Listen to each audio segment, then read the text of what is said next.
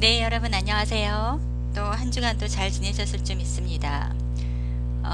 오늘은 갈등과의 전쟁에 관한 목회자의 역할에 대해서 다시금 얘기해 보도록 하겠습니다.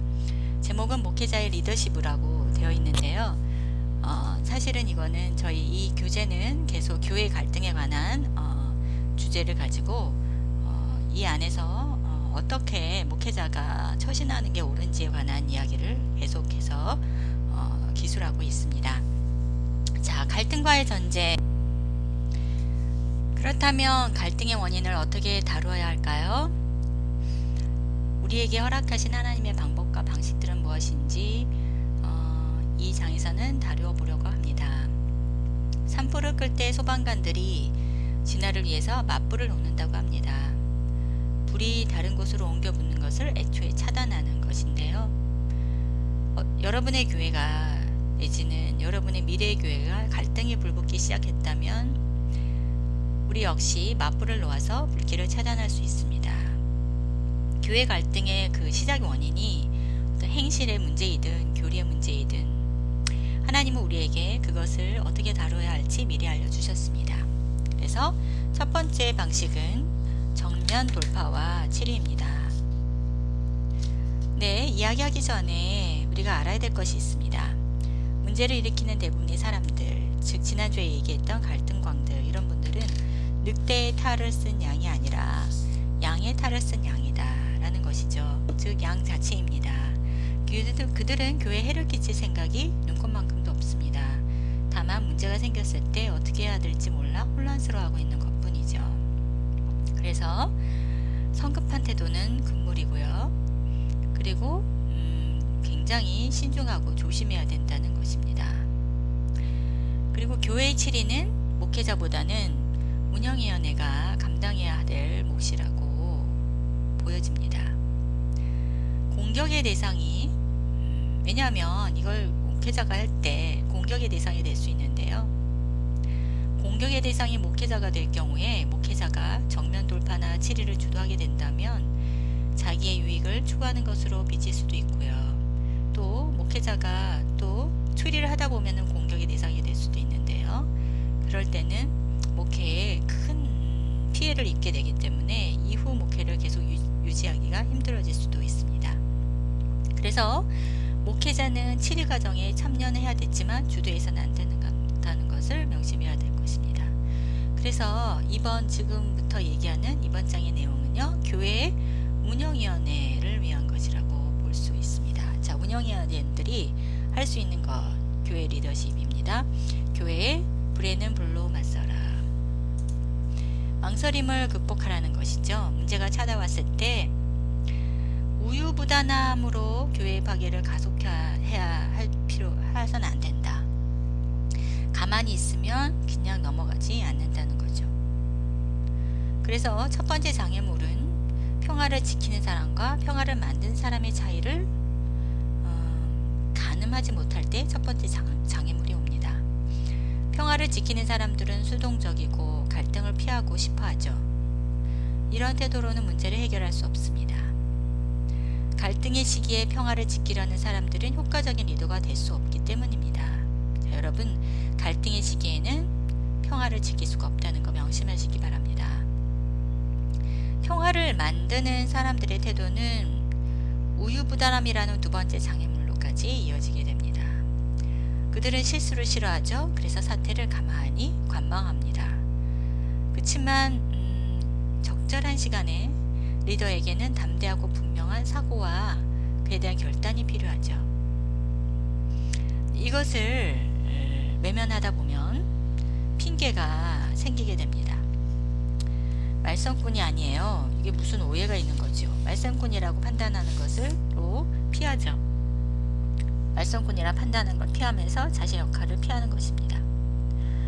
그 사람 없이는 교회가 돌아갈 수 없는데 그러다 그 사람 잃어버리면 어떻게 됩니까? 이런 얘기도 하죠. 그 가족들이 오랫동안 교회를 섬겨왔는데 이게 무슨 말입니까? 치리를 집행한다뇨? 말도 안 됩니다. 우리 교회가 고소를 당할 수도 있죠. 그 사람들이 문제를 확대시키면 어떻게 합니까? 교회를 쪼갤 수도 있어요. 우리가 알지 못하는 다른 이야기가 나올 수 있습니다. 이런 식의 변명을 하면서 회피하고 우유부단함으로 계속 뭉개고 있죠. 세 번째 장애물은 운영위원들이 분열을 하는 것입니다. 서로 다른 견해나 정보들이 서로 공유되지 못하고 치리 대상에 대해 개인적으로 서로 더 잘 알고 가깝다거나 그런 교회 다른 파당으로부터 압력들이 들어오거나 뭐 이런 경우에 분열이 될 수 있습니다. 네 번째 장애물은 판단하는 것과 판단하는 태도 사이의 모호함입니다. 사람들이 판단받지 않으려면 판단하지 말아야지 라고 말하는 사람이 있습니다. 교회에서는요, 어떤 갈등이 일어났을 때 성경 이야기를 곧잘 들먹입니다. 어떤 음란 사건이 일어났을 때 예수님께서 음란한 여인을 너희들이 죄 없는 자가 먼저 돌로 치라라는 얘기를 했다 하면서 그렇게 말하는 사람도 있고요. 자, 그러면서 운영위원들이 어쨌든 망설이는 것은 평가를 위한 판단과 정죄를 위한 판단의 차이를 이해하지 못하기 때문이다 라고 하는 거죠. 비판을 받지 아니하거든 비판하지 말라고 말씀하신 예수님의 마음은요, 정죄를 위한 비판이었죠. 그렇죠? 죄를 정죄한 거. 그리고 인간에게는 지옥으로 갈 정죄, 천국으로 보상할 권리 이런 게 없는 거죠. 판단은 하나님만 하시는 거죠. 그렇지만 정의를 세우는 것, 잘못된 것을 판단하는 것, 평가하는 것, 분별하는 것은 우리의 권리이자 의무인 것입니다. 그래서 정죄한다고 하는 말 속에 우리가 해야 될 권리와 의무를 저버리고 망각하는 경우가 있습니다. 그래서 이런 경우에 영적인 사람들은요, 모든 것에 대한 올바른 판단을 내릴 수 있어야 합니다. 이런 네 가지 장애물들을 극복하지 못한다면 운영위원회는 무력한 존재가 될 것입니다. 자, 그 다음에 목적 선언문을 세워야 되는데요. 미리 목적 선언문을 작성해 두는 것은 운영위원회나 교회 모두에게 매우 유익합니다. 중요하죠. 교회의 치리는요, 모든 당사자한테 격한 감정을 불러올 수 있습니다. 그래서 현대교회는 치리라는 것을 못하는 교회입니다. 근데 치리의 목적을 문서로 미리 작성해 두면은 분쟁이나 갈등이 생겼을 때 이것을 치리하는 것에 용이합니다. 선언문을 통해서 치리의 목적을 올바로 쫓는 것은 물론 목회자가 감정의 수렁에 빠지게 되거나 동기가 왜곡될 경우에 큰 도움을 얻게 될 것입니다. 우리의 교회의 치리는 우리 교회의 치리는 처벌이나 보복을 위해서가 아니다. 그죠? 치리의 목적은 죄인이 잘못된 길에서 돌아서는 것을 회개하기 위해 죄인을 하나님의 올바른 관계로 인도하는 구속적인 관점에서 피해를 입은 사람에게 하나님의 공의를 보여주기 위한 보상으로 또 공동체를 회복하기 위해 이런 네 가지 목적에 기반해야 됩니다. 그리고 처벌 선언서에는요, 반드시 처벌에 관한 내용을 언급하지 않다는 사실에 주목해야 됩니다. 그 치리가 하나님의 긍휼을 깨트려서는 안 되는 거죠. 치리의 목적은 그리스도를 닮아가도록 돕는 것이고 그것뿐인 것입니다. 그래서 긍휼의 태도를 유지하면서 다가가는 치리.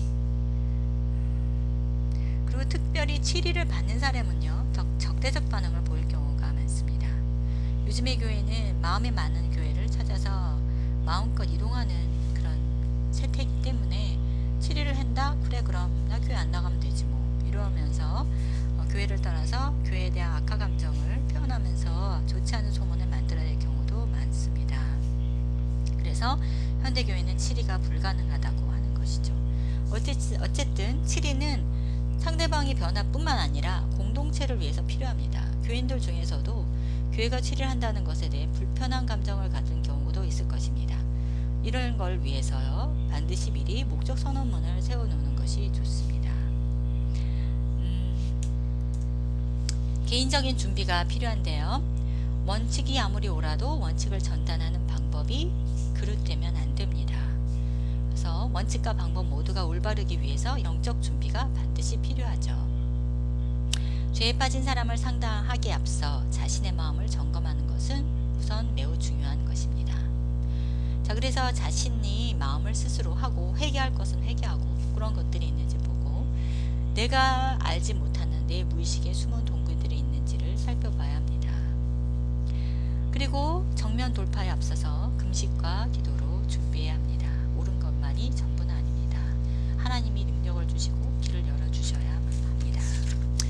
그렇게 준비하게 될 때 분쟁 속에서도 침착하고 겸손한 마음을 유지할 수 있고요. 주님께 진정으로 의지하게 되고 성령의 인도를 체험하게 됩니다. 회개를 호소할 수 있게 되고요. 논지를 철저히 준비해야 합니다.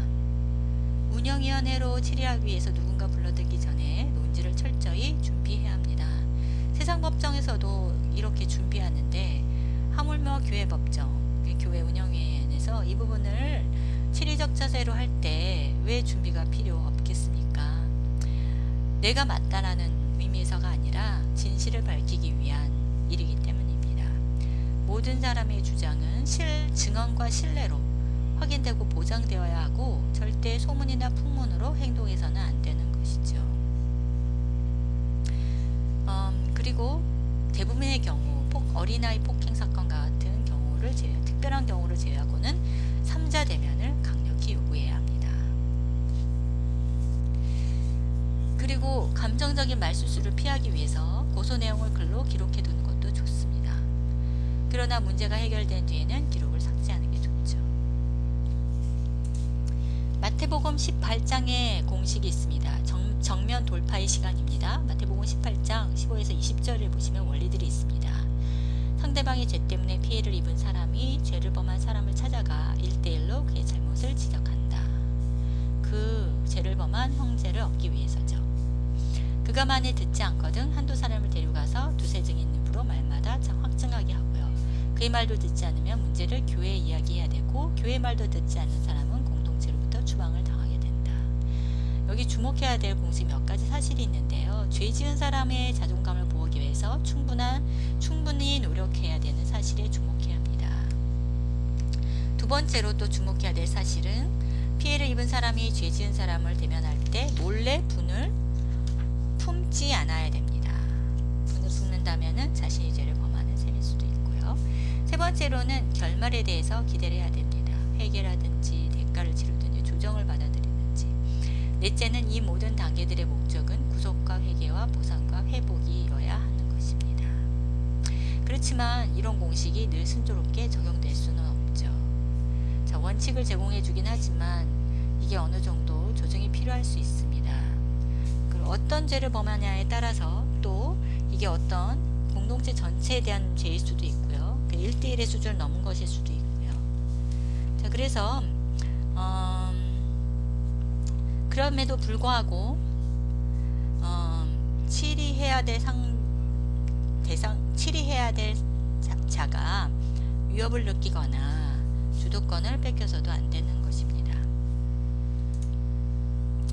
자, 그래서 악은 악입니다. 온유함을 잊지 않으면서도 악을 악이라 부를 수 있어야 되고 잘못된 행동은 잘못된 행동이라 부를 수 있어야 됩니다.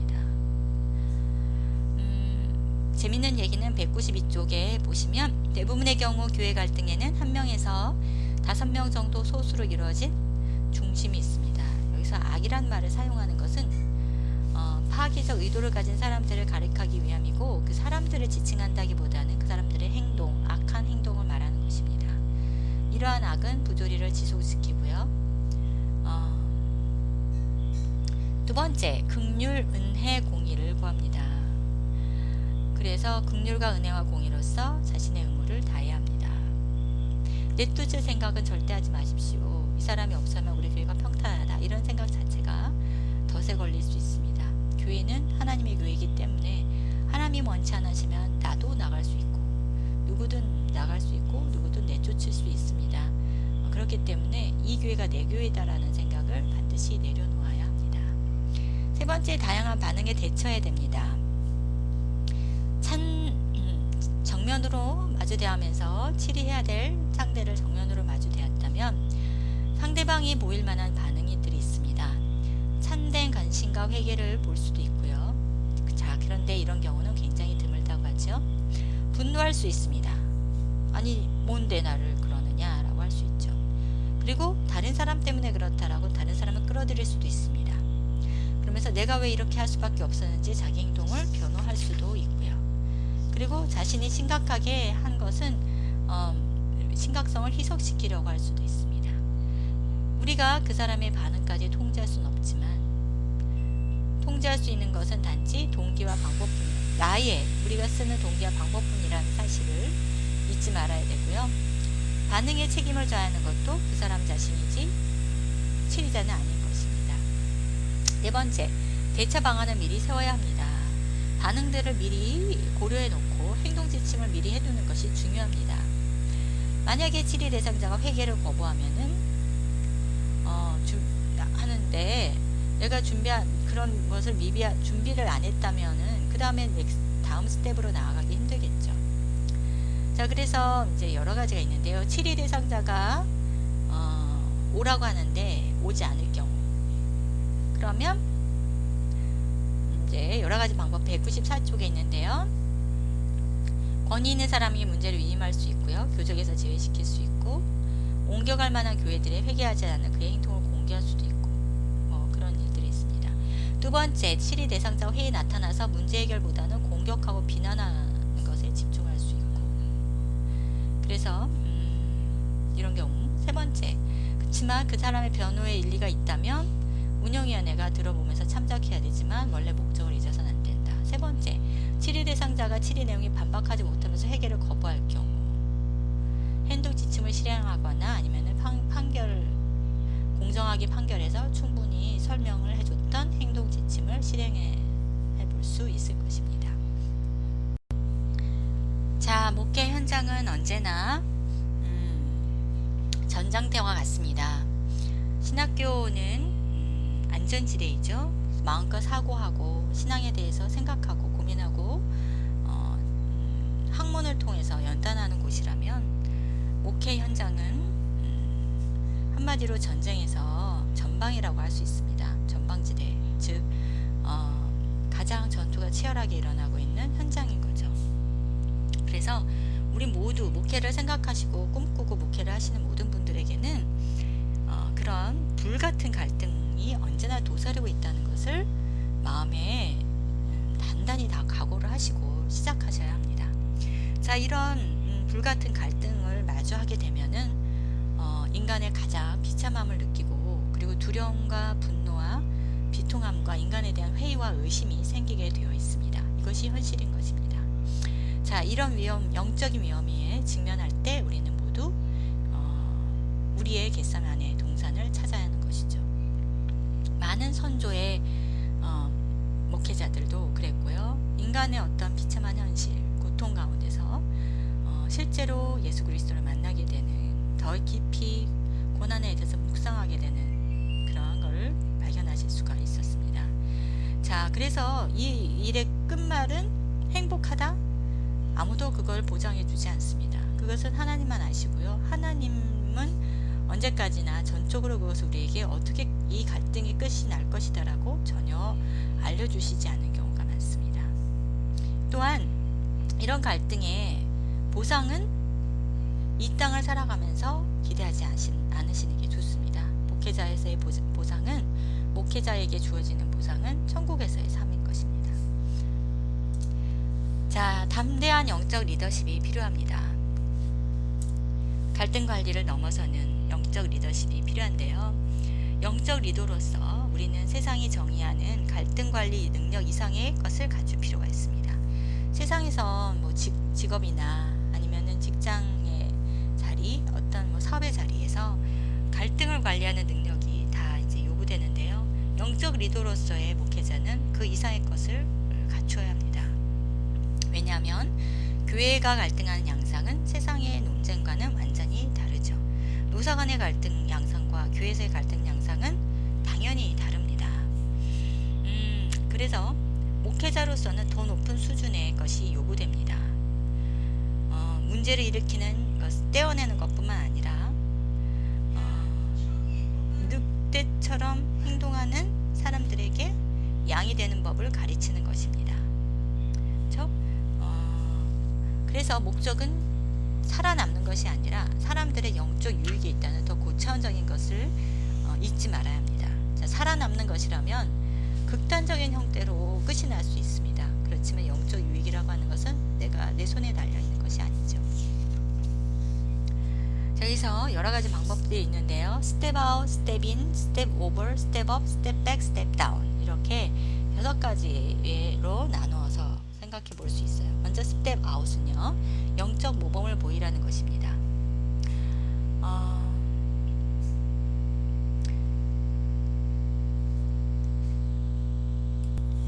영적 모범을 보일 때 먼저 이렇게 고통을 겪으면서 그거를 견디어 나갈 때, 또 이것이 또 다른 사람에게 존중으로 보여지고 존중하게 되는 계기가 되기도 합니다. 일반 사람들하고 다르게 갈등을 보일 때 부딪히거나 아니면은 삿대질하거나 목소리를 높이는 것이 아니라 견디고 감당하고 순종하고 무릎 꿇는 것, 이런 걸 그리스도의 본이라 볼 수 있는데요. 이런 걸 할 때 이런 접근이 이 생에서 행복한 결말을 가져다 줄 거라는 보장을 갖지 말아야 합니다. 하나님은 이런 목회자를 궁극적으로 보호하고 높이시지만 그것이 지금이 아닐 수도 있다는 것이죠. 두 번째로는 이런 위험이 클 뿐만 아니라 이렇게 견디면서 상당한 육체적, 감정적, 영적인 고통을 느끼게 됩니다. 그래서 자기 죽음이 필요한 높은 수준에까지 필요한 것이죠. 자, 스텝 아웃은 그렇습니다. 스텝 인, 갈등을 조정하는 것이 스텝 인입니다. 비판을 혹시 여러분의 이마에 비판을 위반하는 무엇이 적혀 있는 것이 아닌가. 갈등 가운데 끌려 들어와서 목회자를 끌어놓고 무엇인가 실수 없이 때려댑니다. 자, 이런 것들이 이제 갈등 가운데 목회자를 가지고 이제 회오리바람이 치고 있는 건데요. 교회에 대해서 벌어지고 있는 갈등 가운데 많은 부분이 누군가 거짓말을 하고 있기 때문에 시작되는 경우가 많습니다. 그래서 이 거짓말이 시작이 되면요, 양쪽이 패가 갈려지게 되고요. 양쪽으로 패가 갈려지면 목회자는 엄청난 갈등으로 이제 몰리게 되죠. 그래서 소문은 소문에 이어서 돌풍같이 이제 상대편이 악의적으로 소문을 더 퍼뜨릴 수도 있고 편가르기가 시작될 수 있습니다. 근데 이런 걸 조정해야 되는데요. 이런 상황에서 이제 어떤 도미노 효과들이 나타나냐면 가정이 깨지고 자녀들이 고통당하고 사업이 망하고 교회 공동체가 좋지 않은 소문으로 얼룩지고 교회가 분열되며 목회자가 상처를 재기할 수 없을 정도로 상처를 입고 그리스도에 대해서 왜곡된 이미지를 품을 수 있다는 것입니다. 자, 그래서 목회자는 죄 없는 피해자가 될 수 있는데요. 이때 주의해야 됩니다. 일단 조정에 할지 아니면 갈등을 상담자나 변호사, 컨설턴트 위원회 등 다른 손에 넘기고 자신은 그냥 영적 지도자 역할만 할지 선택해야 합니다. 갈등의 문제에 대처하는 것이 교회 의무이지만 꼭 목회자 혼자 그것을 감당할 필요는 없습니다. 자, 스텝 5번은 갈등 위로 비상해야 된다.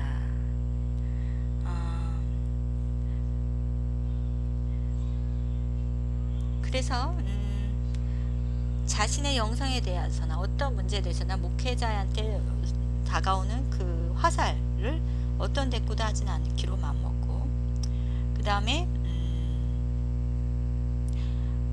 그것에 대해서 어떤 대꾸도 하지 않는 거죠. 그럴 때 교회가 흔들리지 않고 성장하는 경우도 있다는 것입니다. 이런 걸 할 때 주의해야 되는 것은 정면 돌파가 두렵다는 이유로 이런 접근을 시도해서는 안 됩니다. 정면 돌파의 한 방법으로 생각해야 되는 거고요. 당신이 문제를 초월했는 동안 하나님께서 그 문제를 직접 다루실 거라는 확신이 있는 경우에만 해야 하는 것입니다. 스텝업은 갈등의 정면으로 맞서는 것입니다. 목회자가 갈등에 정면으로 맞서는 것은 매우 위험합니다. 그래서 기대가 충족되지 않으면요, 누군가는 떠나야 합니다. 이 부분을 반드시 주의해야 되고요. 또 주의해야 될 것은 요즘과 같은 시대에서 지도라고 하는 지도자라는 것은 아주 치명적인 직업이죠. 그래서 나를 위원회나 교인들이 호응해주고 보호해줄 것이라고 보장할 수 없습니다. 그 부분을 이해하셔야 되고요. 선이 언제나 승리하지만 이 상에서 이 승리가 이루어지지 않을 수도 있다는 것을 염두에 두어야 됩니다. 정면 돌파는 교회자의 마음과 영을 지치게 할 수 있습니다. 압박이 극심할 것이니까요. 그래서 몸과 마음과 개인적 관계들이 건강하도록 주의해야 합니다. 자, 스텝백, 갈등이 스스로 소멸하게 하라.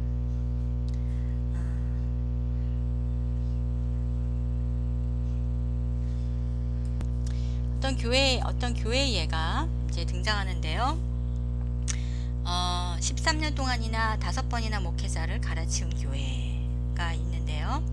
겉으로는 아무 문제 없어 보이고 거룩한 미소를 지은 것 같지만 수면 아래로는 팽팽한 긴장감이 맴돌고 있고 권력 싸움이 여러 대에 걸쳐 뿌리내려 있고 파당이 지어져 있는 거죠. 사람들은 서로 부딪힐까봐 조심했고 한번 폭발하면 회복이 불가능하고, 그래서 그들이 겉으로 보이는 목사를 트집 잡아서 피상적인 문제를 걸고 넘어지면서 이제 목사를 갈아치우는 거죠. 그래서 교인들은 목사를 진노의 대상으로 삼아 명목을 찾아내는 것입니다. 대부분 짧은 기간 동안에 많은 목회자를 갈아치우는 교회들이 다 안에 파당이 많이 있습니다. 파당 간의 갈등을 목회자한테 다 쏟아부으는 거죠. 그런 교회를 가는 목회자는 굉장히 고통스럽고 이제 어려움이 많습니다. 그런 교회는 참 어쨌든 영적으로 큰 시험에 들 경우이고, 목회자 또한 파멸로 몰고 가기 직전인 경우, 이제 목회자 또한 이제 심리 치료를 받아야 될 경우가 많은데요. 자, 어쨌든 그럴 때 묵묵히 이제 거기에 대해서 이제 대항하지 않을 때 물러서기로 선택한 것이 하나님의 순종인가, 이런 질문들, 이런 것에 대해서 가족들이 동의했는가, 가족들과 함께 고민하고 기도해야 되는 거죠. 당신이 교회에 머물기 바라는 사람이 충분히 많은가, 교회에 있는 것인가 아니면 떠나는 것인가에 대한 고민입니다. 그리고 분별력 있는 사역자로부터 조언을 구해보았는가, 마음을 터는 맹토가 가까이 있는가, 이런 것들을 이제 생각해 보아야 됩니다. 스텝 다운, 갈등으로부터 물러나라. 그것은 사임을 얘기하는 것입니다. 조직적 문제를 해결하기 위한 마지막 접근은 사임입니다. 포기의 문제가 아니죠. 사임은. 자, 그래서 이 사임도 또한 이제 생각해야 된다. 사임이 너무 이르면 교회 문제의 정확한 그림을 교회에 보여줄 수 없으니까 사임의 시기를 생각해야 되고, 사임이 너무 지체된다면 사람들은 당신을 교회의 골칫거리로 볼 것입니다. 그래서 목회자의 사임이 교회에 충격이 될 수 없죠. 비꼬는 말투는 안 되고요. 감정 섞이지 않은 상태에서 분명하게 서술적으로 교회 문제를 제시해야 됩니다. 자, 이렇게 6가지 접근법 중에서 무엇을 사용해야 될지는 아무도 우리에게 조언해 줄 수 없습니다. 기도 가운데 스스로 생각해 보아야 될 문제이죠. 뭘 선택하든 꼭 기억해야 할 것은 자신의 마음을 지키는 것입니다. 사실 제가 시카고에서 10년 동안 목회하면서 이 방법을 썼던 경우들이 몇 번 있었어요. 그게 갈등이 이제 심화됐을 때인데, 그럴 때 이제 사실은 어느 하나만 선택해서 한다기보단 다양한 방법도 하게 되죠. 그 시기에 따라서 갈등이 계속 진행되고 있을 때 모범을 보일 때도 있고요. 거기다 함구해야 될 때도 있었고, 갈등을 조정하려고 행동을 취하게 된 경우도 있었고, 또 정면으로 맞서게 될 경우도 있었고, 사실은 사임을 결정해서 사임을 하려고 했던 게도 있었습니다. 어쨌든 이 모든 방법들이 우리가 원해서 그냥 하고 싶은 대로 즉흥적으로 한 것이 아니고, 기도하고 갈등하면서 하나님께 무릎 꿇을 때 하나님께서 그때그때마다 주시는 그런 디렉션으로 했다는 생각이 지금 드네요. 자, 리더가 아닌 일반 성도로서 교회 갈등을 해결하는 방법을 모색하고자 이 책을 읽는다면, 자, 막 흩어지고 교인들이 할 때 무력함을 느낄 수 있고 자존감을 받을 수 있습니다. 그렇지만 그런 자리 가운데서도 성도 개인에게 더한 능력을 발휘할 수 있는 방법을 하나님께서 우리에게 알려주시기도 했습니다. 그래서 그런 이제 입장에서 본다면 교회가 취할 수 있는 행동을 생각해 볼 필요가 있습니다. 능력과 지위, 존경을 이끌어내는 성령의 능력과 사람들의 생각과 감정을 이끌어내는 무언의 권위가 필요한 것이죠. 하나님께서 나의 의견을 옳다 인정하실 때 사람들은 직관적으로 당신의 리더십을 감지하게 됩니다.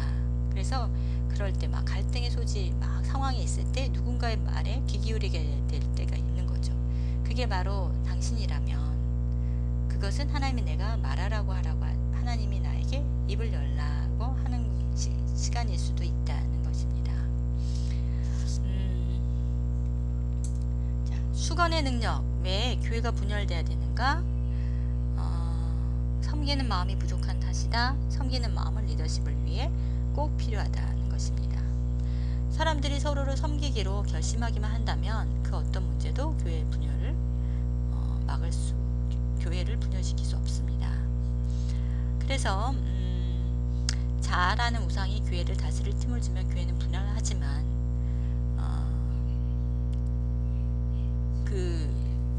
우리가 누군가의 지위에 복종할 때 일치와 평화가 우리를 다스리게 된다는 것이죠. 그래서 우리가 여태껏 익숙하게 다뤄온 방식으로, 즉 그들의 반항하는 사람에 맞춰서, 갈등을 일으키는 사람에 맞춰서 의견을 거침없이 말하고 그들을 깔아뭉개는 방식으로 돌아가지 말고 진리 안에 굳건히 서야 할 때가 있고, 그리고 사랑 안에서 수건을 두고 무릎을 꿇는 태도가 이루어져야 되는 것이죠. 그러면 한 자아란 우상이 다른 자아란 우상의 정면으로 그렇게 맞서는 그런 것을 수그리게 되고요. 정면으로 맞서게 되면 똑같은 사람이 되지만 그것의 수건으로 무릎을 꿇는다면은 선으로 악을 이기게 되는 결과를 낳을 수 있습니다. 자, 상대방은 칼을 들고 휘둘러도 진정한 그리스도인은 수건을 들고 그것을 막아내는 것이죠. 무릎 꿇고. 참된 종에게 인도할 힘을 주시는 분은 하나님이시는 심인 것입니다. 그래서 교회 갈등 가운데서 섬기는 것은 리더십의 가장 강력한 형태입니다. 이것은 목회자나 아니면 운영위원회 보다는 일반 교회, 정말 교회를 사랑하고 교회를 세우고 싶고 교회 분열에서 건지고 싶은 사람들이 한마음으로 섬기는 그 태도를 보이는 것이 중요하다는 것이죠. 자, 알려지지 않은 영웅 이야기가 섬기는 자들은 어디서든지 환영을 받습니다. 그래서 음악 위의 모습을 드러내지 않으면서 다른 사람이 성공할 수 있도록 돕는 자들을 필요하는 곳은 정말로 많이 있습니다. 자, 그 다음에 배짱을 버려야 되는데요. 진정한 권위와 능력은 어디에서 나옵니까? 배짱에서 버려야 됩니다. 자기 일을 스스로 통제하려는 욕망을 버리고 깨트리고 성령을 힘입어 담대해져야 됩니다. 이 일은요, 그리스도의 삶 속에서 답을 찾을 수 있습니다. 십자가에서 기꺼이 복종의 결과로 낮아졌을 때 하나님은 그리스도를 높이셨습니다. 우리 스스로 우리를 낮추지 않으면 높아질 길이 없습니다. 하나님께서 우리를 높이셔야 되는데 스스로 낮아져 있지 않은 사람은 하나님이 높이실 수가 없는 것이기 때문이죠. 그래서 배짱을 버려야 된다. 모세 이야기를 보시면 모세가 자기 힘으로 이스라엘 백성을 구원하려고 할 때는 겁이 있었고 결국은 도망갔지만 80세가 되어서 하나님의 힘으로 다시 지팡이를 짚고 이스라엘 사람들을 이끌게 됐을 때는, 그때는 교만했던 그런 현실을 교만을 내려놓고 그리고 하나님이 주신 능력으로 온전히 세움받을 수 있었기 때문이죠. 그래서 교회 갈등에서 여러분이 쓰임받기를 원하십니까? 그러면 자신감이 없는 가시나무 떨기 앞에 서 있는 모세처럼 그렇게 발에 신발을 벗고 하나님이 주신 능력으로 감당해야 된다는 것이죠. 담대함은 교만이 아닙니다. 하나님 안에서 확신을 갖고 움직여야 되는 것입니다. 누구도 교만함을 가지고 하나님 앞에 설 수 없지만 우리는 담력을 가지고 나오라는 초청을 받은 사람들이죠. 이러한 담대함의 기초는 우리 안에 무엇이 있는 것이 아니라 우리를 대신해서 그리스도께서 이루신 일에 있다는 것입니다. 자, 악의를 대적하는 가장 효과적인 방법은 고백과 회개입니다. 지옥에서 올라오는 물을 통해 사탄의 현존이 이제 확고해졌다면 사탄의 음모를 이제 우리가 멈추도록 해야 되는데요. 말썽꾼은 사탄이라 부르는 것은 경계해야 됩니다. 우리가 얘기할 때 사탄은 사람을 쥐고 흔드는 어떤 이제 악한 계략을 말하는 것이죠. 영혼의 손잡이가 이제 영혼의 손잡이가 달렸다라고 하는 이야기가 있는데요. 사탄은 사람 속에 있는 영혼에 달린 손잡이를 좋아합니다. 그래서 사탄을 통해서 우리의 죄가 강화되는 것을 볼 수 있는데, 그리스도인이 육정을 지을 때마다 그의 영혼에 사탄이 움켜질 수 있는 손잡이가 생겨난다고 이해하시면 됩니다. 사람들이 갈등에 휘말리게 될 때 사탄은 지옥불에 손을 넣으려고 손잡이를 꼭 움켜쥐죠. 그래서 사람들의 이상이 어두워지고요. 자, 이럴 경우에는 손잡이를 드러내야 합니다. 첫째로 어떻게 하냐면 성령께서 사람들의 죄를 깨닫게 해주시기를 간구하면서 하나님의 말씀을 전하고요. 이것이 실패할 경우에는 각 사람에게 정면으로 맞서는 것입니다. 아나니아와 삽비라 이야기를 아시죠? 자, 이들 부부가 하나님을 잘못한 것은 도둑질이 아니고 거짓말이었습니다. 거짓말은 사단이 이용하기에 굉장히 좋은 문고리입니다. 이것을 붙잡고 거짓말을 할 때마다 사단이 그 문고리를 잡고 있는 거라 보실 수 있어요. 사탄은 거짓의 영이기 때문이죠.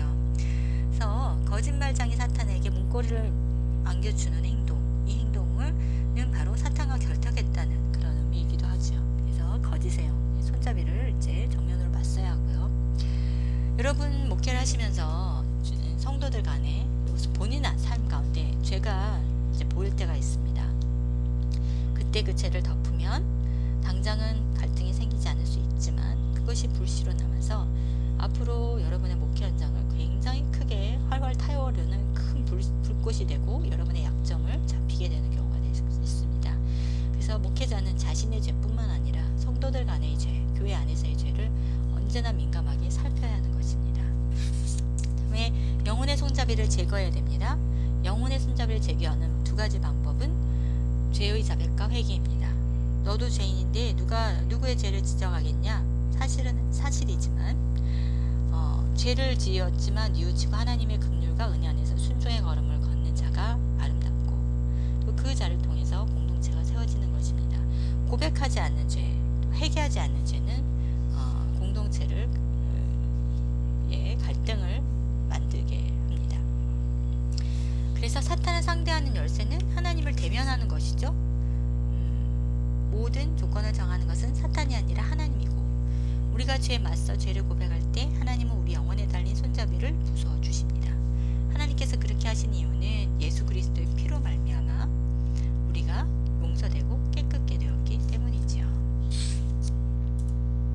그래서 고백과 회개의 영역들에 뭐가 있을까요? 조상의 죄가 있느냐, 또 분열이 있느냐, 권위에 존중하지 않고 성도들을 사랑으로 대하지 않으며 사랑이 얼마에서 서로 대하지 않는 영역이 있는가, 교회 안에서 어떠한 죄로 징계를 받아야 될 사람이 있는가, 나는 교회 안에 벌어지고 있는 음란이나 간음이나 아니면 어떤 우상 숭배 이런 것들에 대해서 눈을 덮고 넘어가지 않은가, 이런 것들을 회개해야 되는 것입니다.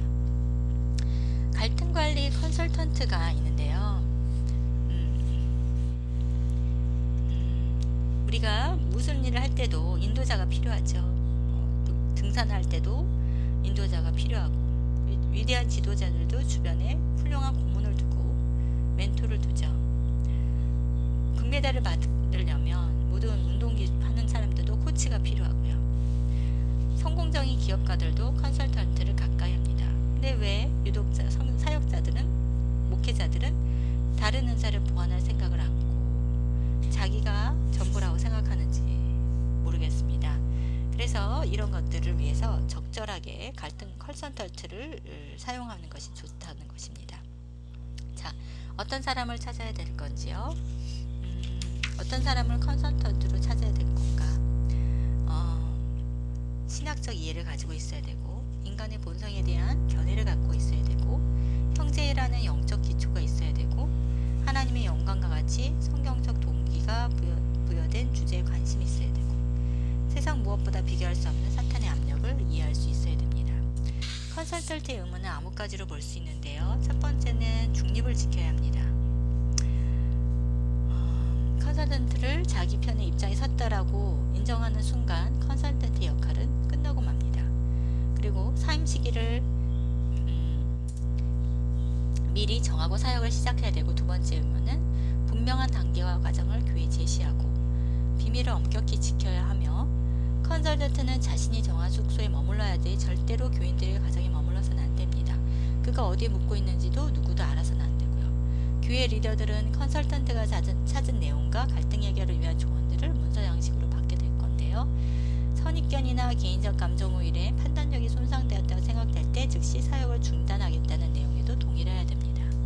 어떠한 상황에서도 목회자의 자리에 대신 들어앉아서는 안 되고, 리더들을 뒷받침하기 위한 사역이다라는 것을 해야 되고, 컨설턴트의 한계를 정해야 됩니다.